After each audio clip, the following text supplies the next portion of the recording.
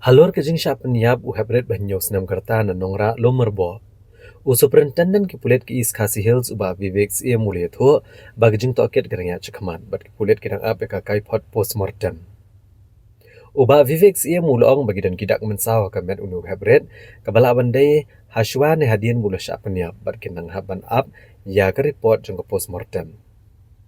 Uba Vivek Syiem mulong bagadaw hi bagi syap Jingiap dang hab banwat namar habagilanot kidigi habret bunsin kadaw ke judai namar kajing kwa pisa ne bagi temu banle kam snio persya kidigi habret ndai hakane pat om pat la banong ye yamenta namar kim pat yo ya ka kai pot jong ke postmortem.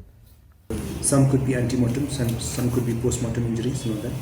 Usually if the body is exposed for a long time, then you can have postmortem injuries, also means after death injuries from the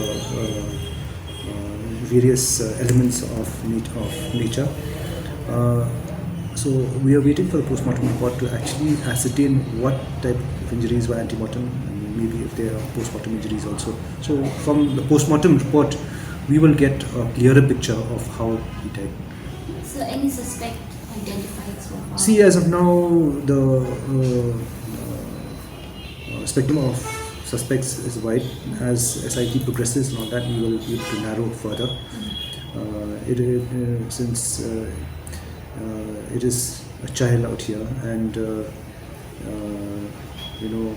where the motive to kill a child is very difficult to establish.